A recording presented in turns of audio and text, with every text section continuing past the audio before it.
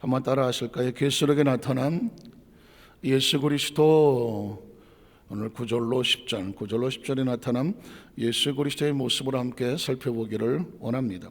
자, 오늘 계시록 1장 7절로 8절을 어제 말씀을 나눴는데 성경 구절이 뜰까요? 7절로 8절에는 어떤 예수 그리스도의 모습이 있었을까요? 같이 읽어볼까요? 볼지어다 그가 구름을 타고 오시리라. 각 사람의 눈이 그를 보겠고 그를 찌른 자들도 볼 것이며 땅에는 모든 족속이 그로 말미암아 애곡하리니 그러하리라. 아멘. 8절에 보면 주 하나님이 이르시되 나는 알파와 오메가라. 스톱할까요? 알파와 오메가라. 혹시 낯설으신 분도 있으세요? 알파는 뭐고 오메가는 다 아는 얘기 같지만 헬라어에 보면 마치 영어의 알파벳 A, B, C, D 있는 것처럼 처음과 나중이다, 그런 의미를 이런 이제 관용어적으로 쓰는 것이죠. A와 Z야 이렇게 말하면 이제 영어를 말하는 거지만 헬라에 보면 알파와 오메가, 처음과 나중이다, 시간을 말하는 것이죠. 역사가 됐던 시간의 처음이고 시간의 마지막이다. 이 이야기를 뭐냐면 예수 그리스도는 시간을 초월하신 분이라는 얘기죠. 이 말은 또 뒤집어 말하면 인간이란 시간의 제한을 받잖아요.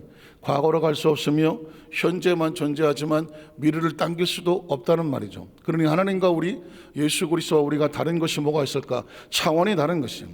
하나님과 우리는 차원이 다르죠. 인간은 육적인 차원 속에 지배를 받아가지만 하나님은 영적인 차원이죠. 예수님을 어떻게 소개합니까? 알파와 오메가, 그런 시간의 처음과 시간의 마지막과 같다. 우리와 다른 그런 존재. 자, 그러면서 그 다음 절에 보면 이렇게 말하죠. 이제도 있었고 전에도 있었고 장차 올 자다. 과거, 현재, 미래에 존재한다. 이는 공간을 초월하는 것이죠. 인간은 공간을 초월할 수가 없잖아요. 여기 있으면서 다른 데 있을 수가 없단 말이에요. 육체 자체가 공간의 제한을 받기 때문에 그렇죠. 또 예수 그리스도는 또 다른 차원이 있죠. 과거와 현재와 미래가 동시적인 사건이죠. 제가 끊임없이 4차원에 대한 이야기를 할 때가 있었죠. 지금도 4차원의 이야기는 변함없이 선포됩니다. 왜냐하면 4차원을 알지 못하면서 신앙을 갖는다? 어불성설 말이 되지 않는 것입니다. 4차원의 개념이 없으면 성경은 그냥 스토리입니다. 그냥. 그리고 북이고 책이고 그냥 역사뿐이 되지 않는 거예요. 그 속에서 흐르는 하나님의 4차원적인 하나님의 나라의 세계를 펼쳐주고 있는데, 그게 보이는 사람은 하나님의 나라가 보이고 하나님의 정체가 보이고 하나님의 본질이 보이면 그걸 보면서 우리가 누군지를, 우리 속에 흐르고 있는 하나님의 4차원적인 영적인 존재를 알게 되는 것이죠. 그래서 예수님은, 성경은 끊임없이 우리에게 4차원의 세계를 펼쳐지고 있습니다. 보여지는 사람은, 눈 있는 자는 볼지어다, 귀 있는 자는 들을지어다, 깨달을 수 있는 자는 깨닫게 될지어다. 왜냐하면 이 땅의 삶을 끝나고 나면 우리는 어디서 갈 거냐면 전혀 차원이 다른 곳에서 하나님의 나라 속에서 만날 것이기 때문에, 우리가 갈 곳이라고 한다면, 이 육신을 벗고 가야 될 영의 나라라고 한다면 그것은 어떤 곳인지 알아야 되지 않겠습니까? 그걸 알 수 있는 유일한 곳은 바로 성경밖에 없습니다. 하나님의 나라밖에 없다는, 저는 그래서 그 말을 참 좋아합니다. 하늘에서 내려온 것은 인자밖에 없고 하늘로 올라간 사람은 인자밖에 없다는 거예요. 하늘에 대한 세계는 예수 그리스도밖에 없으니 오직 예수를 통해서 하나님의 나라를 알게 되고 하나님을 알게 되고 우리의 본질을 알게 되고, 육체가 아닌, 육체는 세상에 가득 세상 말에 천지백갈의 육체 세상 돌아간 얘기는 별의별 이야기가 다 돌아가지만 하나님의 나라에 대한 이야기는 성경 외에는 없는 거예요. 그러니까 성경 속에서 4차원의 세계를 끊임없이 우리가 알아야 되는데, 사실은 성경은 그렇게 외치고 있거든요. 전에도 있었고 지금도 있고 장차 올 자다. 이 이야기는 그냥 문장인가 시적인 표현인가? 아니란 말이죠. 공간을 초월하시는 예수 그리스도. 근데 그분은 어떤 분이냐면 전능하다, 능치 못함이 없다. 왜 이런 얘기를 할까요? 왜냐하면 요한계시록은 계시록이잖아요. 계시록은 뭘까요? 리빌레이션이라고 말씀드렸죠. 계시란 뭐냐? 늘 말씀드리지만 어떤 집안의 커튼을 바깥에서는 칠 수가 없어요. 바깥에 칠 수가 없기 때문에 그 안의 세계를 볼 수가 없단 말이죠. 그런데 그 안의 세계를 보려면 그 집안에 있는 사람이 커튼을 열어줘야 되거든요. 그래야 보여진단 말이죠. 하나님의 나라는 4차원적인 나라고 우리는 3차원에 존재하고 있기 때문에 하나님의 나라가 보여지지가 않아요. 그래서 보여주려면 그 속에서 베일을 벗겨줘야 돼요. 커튼을 제쳐줘야 돼요. 보여주셔야 보여지는 것이 하나님의 나라거든요. 하나님께서 그걸 보여주실 때 뭐라고 말하느냐? 리빌레이션, 계시라고 말하는 것이죠. 그러니까 하나님께서 나중에는 나오겠지만 하나님께서 보여주셔서 보게 되는 것, 들려서 듣게 되는 것을 계시록, 요한계시록은 요한이 받아서 적었다고 말할 수 있는데, 그러려고 하면 계시라고 하는 얘기는 사람이 할 수 있는 얘기가 아닙니다. 전 여러분에게 계시하지 못합니다. 어떤 인간도 계시하지 못합니다. 오늘은 대통령 선거에 나지만 대통령이라도 계시하지 못합니다. 계시 안에 쓰는 것은 차원에는 4차원적인 존재가 되어야 되고 하나님의 나라 차원이 되어야 되거든요. 그러니까 그 계시를 하려면 그 계시하는 사람은 차원이 다른 하나님의 나라 차원이 존재해야 되는데 그분은 전에도 있었고 지금도 있었고 장차 올 자, 공간을 초월할 줄 알아야 되고 알파와 오메가, 시간을 철저할 줄 알아야 되고 그는 뭐 할 수 있어야 되느냐? 인간은 불완전하죠. 인간은 전능하지 못합니다. 그러나 누가 전능합니까? 전능하신 유일한 존재 창조주가 있단 말이죠. 그래서 그는 뭐 어떤 분이다? 전능하신 분이다, 이렇게 말을 하는 것입니다. 그래야 계시록이 어떤 내용이 들어있어도 완전하죠. 그분은 우리가 볼 때 상상하지 못하는 거라도 그분은 차원이 다르기 때문에 상상이 되는 것이고 이룰 수가 있는 것이죠.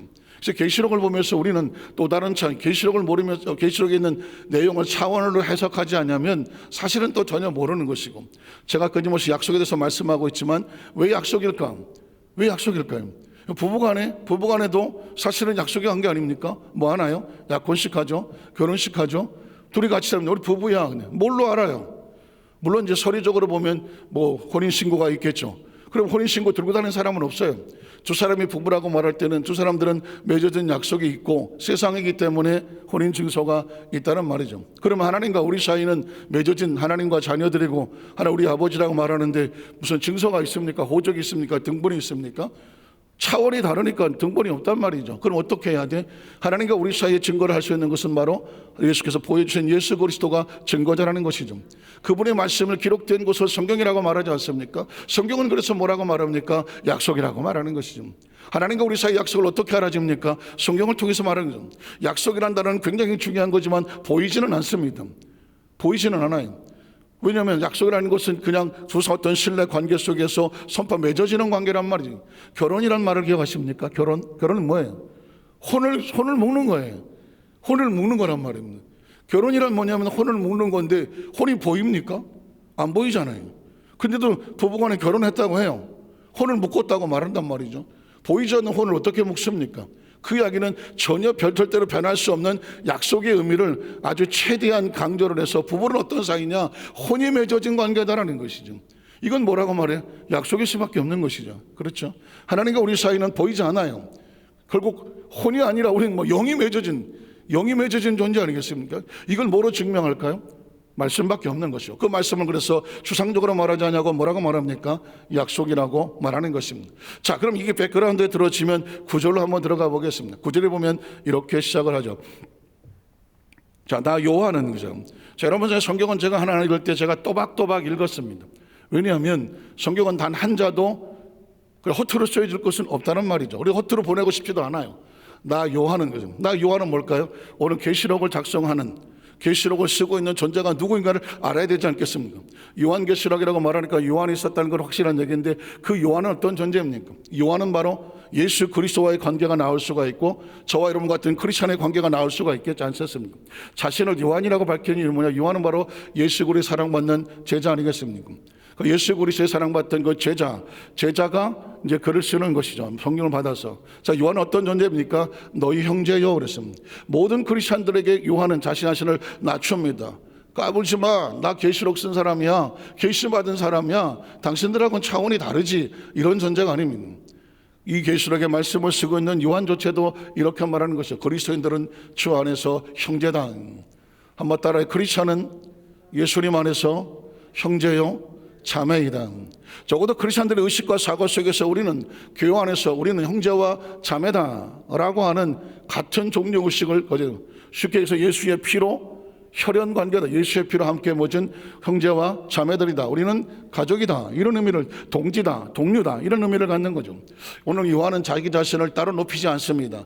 나는 당신들과 같은 주 안에서 형제다, 이렇게 말하는 거죠. 그리고 그는 계속 이어집니다. 예수의 환난과, 예수님은 이 땅의 삶 가운데 자신을 높이려 오지 않았습니다. 기억하십니까? 신학적인 용어긴 하지만 예수 그리스도의 자기 비하라는 말, 비하. 빌립보서는 자기 비하, 자기를 스스로 낮춘다, 이런 말을 쓰죠. 차원이 왜 낮췄을까요? 어떻게 하나님이 낮출 수 있을까요? 하나님이 자신을 낮추시는 방법은 딱 하나, 4차원적인 존재가 3차원으로 주름, 창조주가 피조물의 세계에 들어오는 것을 자기를 낮추는 것이죠. 그렇죠. 우리가 만약에 뭐 표현이 좀 안 되겠지만 조그만 뭐 벌레들도 뭐 같이 3차원의 존재지만 우리가 벌레와 대화를 하려면 어떻게 될까요? 벌레처럼 작아지는 수밖에 없는 거예요. 작아지고 그들의 세계 속에 들어가야 그들과 뭔가 커뮤니케이션이 되지 않겠습니까? 하나님께서 우리 속에 들어오려면 자신을 낮추는 거죠. 그래서 성육신이 나오고 인카네이션은 성육신이 나오는 거죠. 예수님이 이 땅에 오셨다. 크리스마스는요, 기쁘고 즐거운 날이기도 하지만 엄청난 충격의 날입니다. 창조주가 자기를 낮추고 비하해서 4차원적인 존재가 육신을 입고 3차원의 세계에 들어왔다. 우리 옆에 곁에 서주셨다. 이건 엄청난 사건입니다. 차원적인 관점에서 보면. 그래서 자신의 출발부터 그리스도는 자기를 비하하고 육신의 삶을 사시면서 피조물의 삶을 겪으셨고 그들과 함께 울고 웃었으며 그들의 아픔을 같이 겪었으며 그들의 아픔에 모든 동참을 하셨으며 그들의 아픔의 사건까지 내버려 두지 않냐고 같이 울며 그들의 병을 고쳐주셨고 그들의 삶을 회복을 시켜서 몸부림쳤으며 인간의 가장 3차원의 존재의 가장 무서운 적은 뭐냐? 생명이 끝나는 것. 생명이 끝난다는 건 뭘까요? 시간과 공간이 스톱되는 건 아니겠습니까? 하나님의 원래 목적은 생명은 시간과 공간은 영원하기를 원하셨습니다. 아니, 시간과 공간의 제한을 받지 않는 거죠. 왜? 생명나무라고 하는 것은 죽지 않는 것이니까. 하나님 맡겨진 그 공간에서 정말 번성하고 번식하고 지배하고 위탁받아서 경영하라고 말했던 것이거든요. 죄가 없는 세상이 그렇단 말이죠. 그런데 그렇게 죽어버린 삶, 끝나버린 삶, 그 삶을 어떻게 회복을 할까? 그 회복의 약속을 가지고 오신 분이 바로 메시아 그리스도라는 것이죠. 메시아가 무슨 의미가 있나요? 그리스도는 무슨 의미가 있나요? 우리 한국 사람들은 메시아 잘 모르는 단어입니다.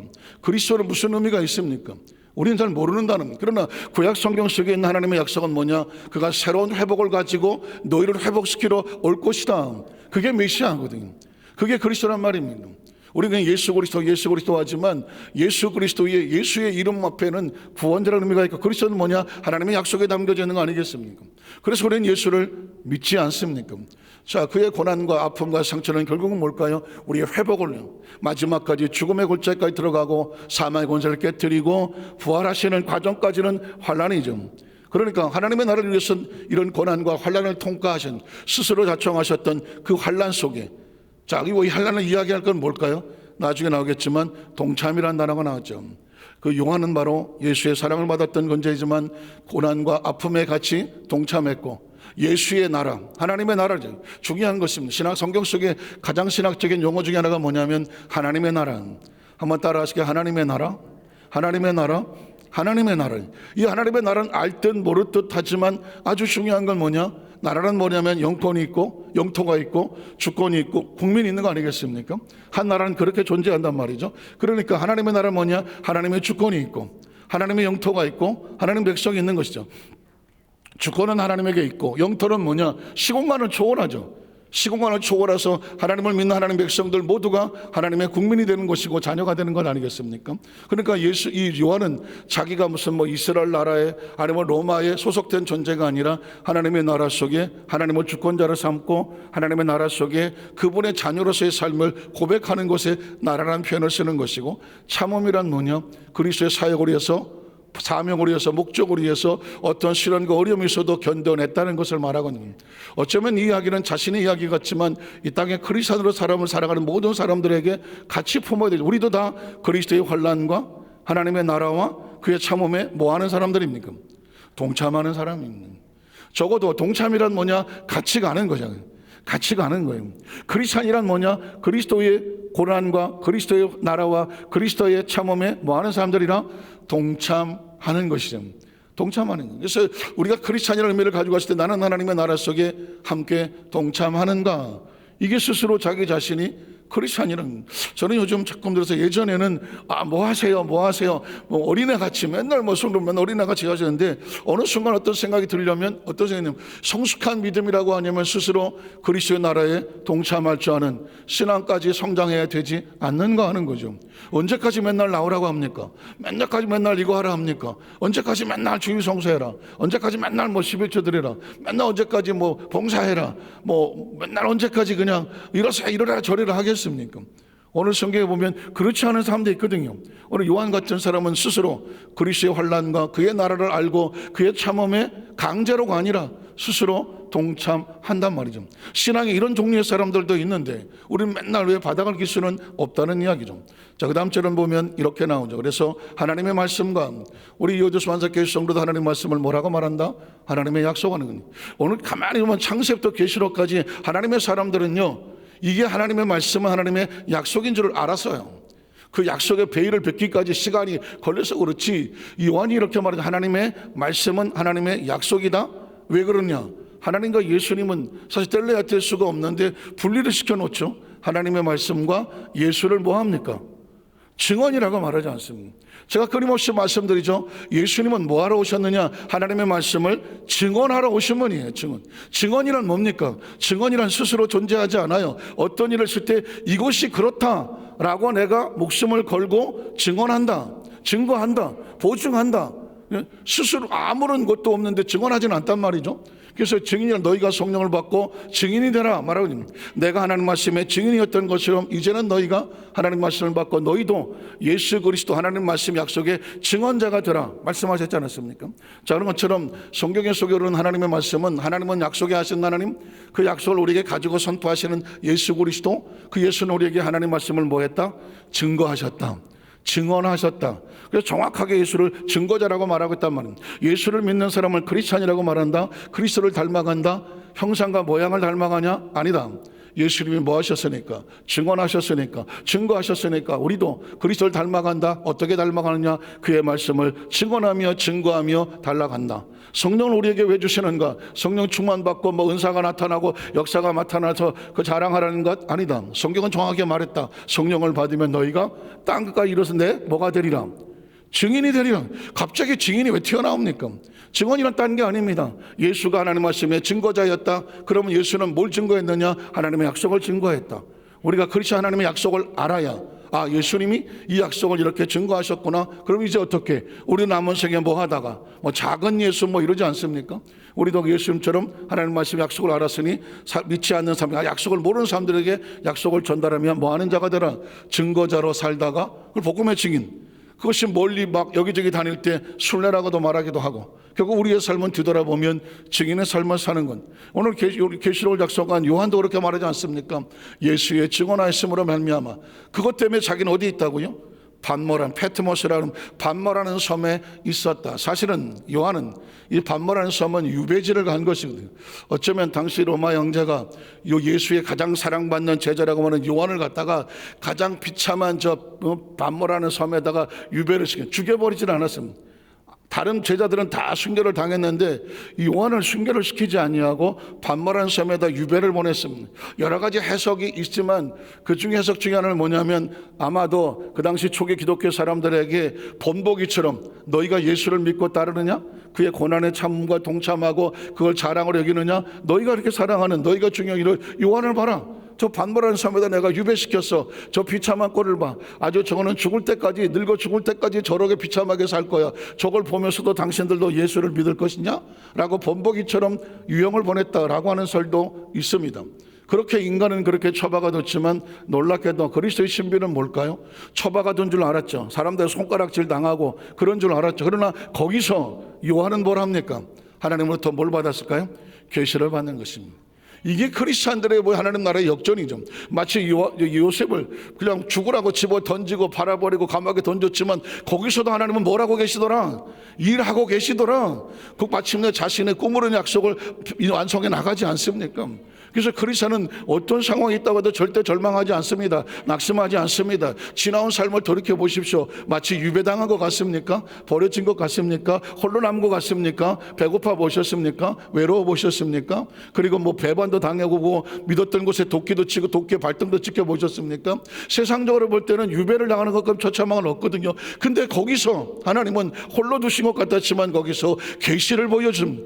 계시받기 딱 좋은 곳이지. 거기는 복잡하지도 않고 뭐 사람들도 별로 없고 그냥 혼자 유배 당해서 딱히 할 일도 없고 하나님과 교통하고 교제할 것밖에 없는데, 그때 환상이 열리는, 하늘이 열리고 성령의 음성이 들리고 그냥, 그리고 말씀이 기록되는, 아주 차분하게 앉아서 계시록 말씀을 적기 딱 좋은, 그러니까 뭐가 좋은지는 몰라요. 하나님께서 사용하시기에 좋으면 그거 축복인 것이죠. 그 자신은 반모라는 섬에 있었다. 모든 사람 말하기를 아유 저 버려졌네. 저렇게 예수 믿고 잘 따랐는데 아이고 예수님이 가장 사랑했다고 하는 어머니까지 맡겼다고 하는 저 요한도 별 볼 일 없네. 예수 믿어봐야 별 볼 일 없는 거 아니야? 손가락이 했지만 그곳에서 요한은 말씀을 그대로 통째로 받아서 창세기부터 계시록까지 말씀의 마지막 계시록을 갖다가 완성하는 축복의 통로가 되어진 거죠. 하나님이 사용하시면 축복입니다. 자, 그래서 그 다음 절에 보면 반말에서 했더니 주의 날에는, 주의 날은 여러 가지 의미가 있겠죠. 뭐 하나님께서 정하셔서 말씀하셔 역사하시고 이제 계시록의 말씀을 들려주시는 날, 하나님이 역사하신 날이면 주님의 날입니다. 자, 그날 말씀을 받는 그날, 말씀이 보여주는 그날에 성령의 감동이 되었던 요한은 철저하게 내가 배운 게 많아서, 내가 원래 문필력이 좋고 문장력이 좋아서 내가 앉아서 글을 쓰기 시작했단 말하지 않죠. 그는 하나님의 날에 정하신 날에, 내가 정한 것도 아니고 누가 하셨느냐? 성령이 감동하셔서, 성령의 철저한 감동을 받아서 뭐 했습니까? 내 뒤에서 나는 나팔 소리 같은, 그 당시 아마 최고의 큰 소리는 나팔 소리 같은 거, 나팔 소리였던 것 같아요. 그래서 그가 할 수 있는 최고의 웅장하고 장엄한 소리가 내 귀에 들렸다라는 거죠. 이건 뭘까요? 그 시대 속에서 하나님과 인간 사이에 커뮤니케이션 할 수 있는, 전달할 수 있는 방법이 뭐예요? 음성이에요. 음성. 근데 이 음성이 사람의 음성이 아니니까 나팔처럼 들리고 그냥 거대하게 차고 넘치게 들리는 것이죠. 자, 큰 소리 같은 큰 음성을 내가 들었다는 이야기는 이제 계시록의 말씀을 기록해야 되니까 갑자기 처음부터 뭐 뜬금없이 적어 내려갈 수는 없지 않습니까? 상황이 그랬고 여건이 그랬는데, 그죠? 하나님께서 자신의 부족한 모습을 마치 반말에 버려준 줄 알았지만 그곳에서 하나님의 날을 정하시고, 그래서 주님의 날이라고 말하고, 자신을 감동하신 것은 성령님이었고, 그리고 자신의 귀에 음성을 들려주시는데 큰 나팔 같은 성령의 음성이 내 뒤에 들렸다. 그러면 이제 뭐가 나오겠습니까? 내일은 그 말씀의 내용이 무엇이냐라고 나오지 않겠습니까?